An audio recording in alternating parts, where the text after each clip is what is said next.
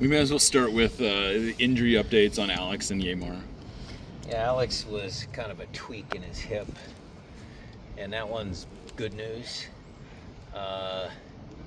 He might, I'm going to say might, maybe, depends if it calms down a little bit more. The motion, the action kind of was more than the actual, injury itself. So he might make it for Portland. It was just more of an awkward, twisting hip injury. But Yeimar is going to be out 4 weeks. It's a strain. It's not a complete tear. It's not like, Kent or anybody's like that, or what he had earlier in the year, but it's definitely something there, so he'll be out 4 weeks. So that puts it, so you presumably that would be in time for the playoffs.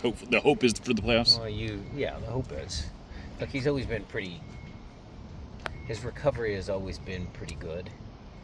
But we'll obviously take it easy because, you had one at the end of last year in the playoffs, and then this year, and then now again. So we'll have to make sure that he's right before we put him back in. And then Pedro was, he again looked great out here. How would you assess where he is and sort of your philosophy on how to get him some minutes? Because I have to assume you want to get him minutes. Yeah, the idea was to get him minutes in the last game. But the 2 early subs just changed the whole trajectory of how the game played out. So he'll see the field. He's he looks good in training. He's managing the pain, and he looks good. Is there any concern with just the lack of an activity that he might cool off from his early form, anything like that? That it's kind of hard to get him back to that. Well, his early form, or you're talking about post Club World Cup and his golazos and all that. That's right. Post Club World Cup. Things are always cyclical. Players will go through momentum swings, good and bad. Peppa will be happy. This much I can tell you. When he steps back on the field, he will be happy. And I'm sure that will show in his play. Kim Kee-hee, when he came in at the start of the year to where you've seen him now, has he maybe surprised you or exceeded your expectations at all from what he's been able to do on your defense this year? Yeah, it was a pleasant surprise. I mean, I think the game where I think it was Dallas when Jackson went down, he stepped in. It was seamless. It was like he never left. His introduction the other night against Vancouver was pressing with intensity and pretty effective. It was a little rougher start for him, he and Kalani, but he's a solid veteran, experienced guy, and we're lucky to have him. You mentioned Kalani there. Two-parter, how you've seen him grow this year, and then where you want to continue to see him grow. Well, obviously the highlight reels of his goals and the stuff that he can do, his energy, all that sort of stuff, you can't deny that. But again, you want to talk about, ebbs and flows. He started off like this. He's kind of plateaued a little bit, maybe even a little dip in his confidence there. He's got to bring it back up. He's a really handy player to have because he's great in there and works his butt off out on the grass, and, his coach's dream. So that workhorse mentality that he and Paul have, how key is that in the game against Portland? Well, they have to play with smarts too. I mean, that's only one half of it. You love players that put the work in, but you got to work hard, but you also have to work smart. With the absence of Obed, what have you seen so far out of your pivot duo there, and Schneider and the work he's had there? Schneider's going to take a lot of flack for the goal. I understand that. He could have done better on that play, for sure. But, when we assessed it on film, he wasn't horrible. Put himself in some good spots. The couple of times that we did in the first half get out, Schneider was a big part of those, being in the right place, right time, being able to turn out, find Jesus. So some of his play was good, but, the experience factor showed in that goal. And he'll learn from it and move on. He was pretty dejected, but we tried to, just tell him, look, it's a learning moment. You keep your head up. You got to keep playing with confidence, and we got high hopes for him. What would you say the philosophy is for these last 3 games? Win. We got 2 home games left. Again, look, did we play our best game? Did we not play our best game? We can debate that all day long. At the end of the day, Georgie, that ball drops him inside the 6, and the guy's standing there like this, and it hits him in the knee. Earlier in the year, that ball's going off his knee into the goal, up in the upper part of the net, bouncing between his legs. I mean, we were getting some bounces early in the year, during that run in the Club World Cup. Things were, and Leagues Cup, things were falling into place for us. And so that's, again, part of the cyclical nature of our sport. We could have walked away there with 3 points. Didn't happen. So now, again, I said it before, every point is critical. So the last 2 home games, we need to get points. Brian, something that you and your team have done well this year is just in the big games, you guys have showed up. Going into this Portland game, does it feel like a big game? Is there going to be a different approach to the week? Well, I mean, look, we were mentioning big games, starting with coming off the Leagues Cup victory. That first game back was a big game. Going back to Miami was a big game.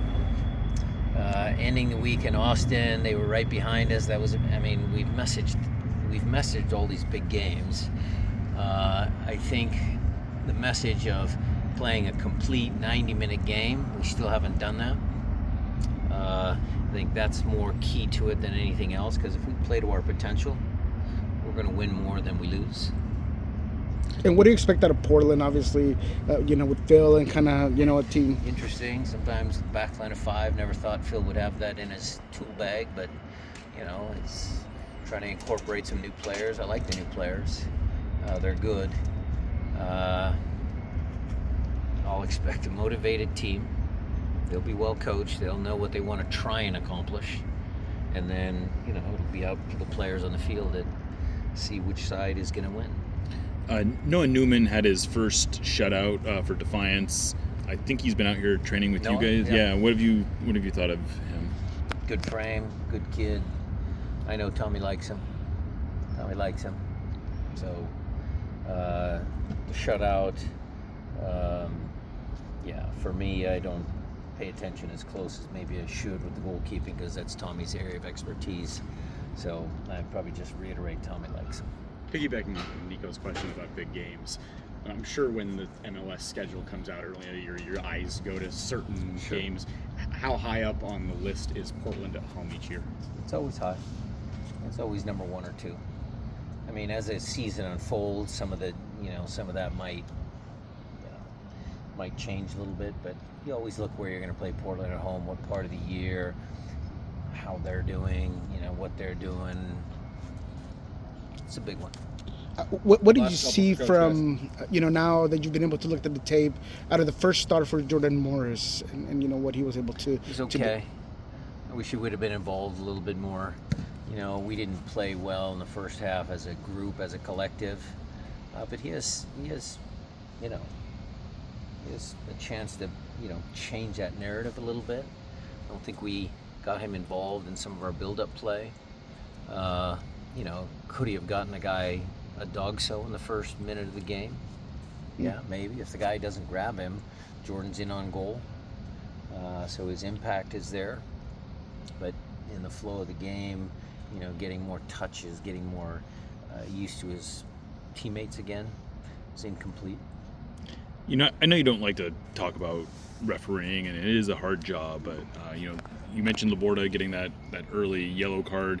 He had another one late in the game early in the second half. Early in the second half. Where he probably should have been sent off with a second yellow. This is like the 3rd or 4th time this has happened to you guys, where seemingly obvious second yellow card doesn't get called. It seems like every single time you guys do that, you get called on you. Is that something that you talk to? Is there any conversation about?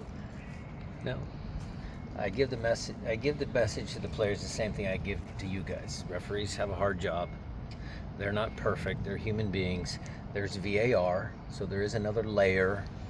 So, there can be some things there that get corrected. But at the end of the day, we don't control what the referee does. We only control what we do. And that's what's most important. Just looking ahead to this weekend, what can you say about this rivalry and what it means to you and the club? Well, it's 50 years of fights and games and interesting storylines, red cards, goals. A lot of goals on both sides. Time when Gio Savarese had my number. One of the nightmares of that, that rivalry, Gio. But I mean, it's been a really good rivalry. Zig and Caleb Porter getting into it. I mean, players over the years.